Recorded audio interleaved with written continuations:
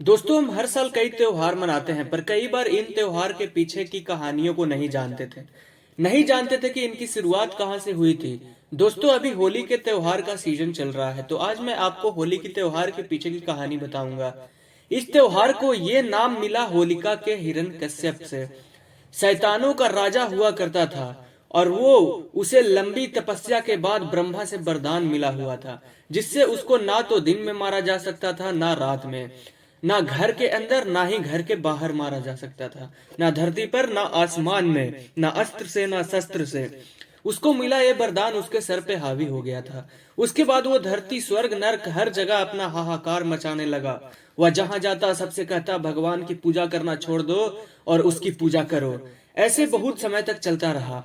फिर उसका एक बेटा हुआ जिसका नाम प्रहलाद रखा गया। प्रहलाद शुरुआत से ही भगवान विष्णु को मानते थे और उनकी ही पूजा करते थे।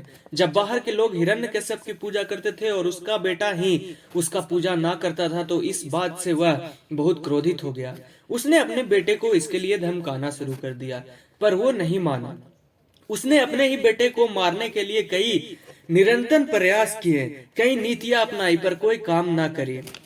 यथा तक उसने अपने बेटे को जहरीले सांपों के साथ छोड़ दिया, तब भी उसकी बेटे को कुछ नहीं हुआ। इतनी मुश्किलों और रुकावट के बाद भी प्रहलाद भगवान विष्णु की पूजा करता रहा।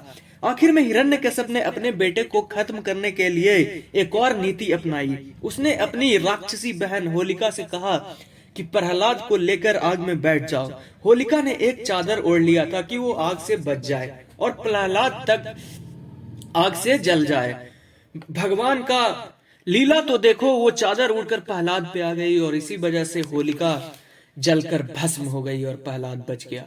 और इसके बाद भगवान विष्णु ने नरसिम्हा का अवतार लेकर हिरण्यकश्यप का अंत कर दिया। इसके बाद लोग हर बार इस दिन होली का त्योहार मनाते हैं।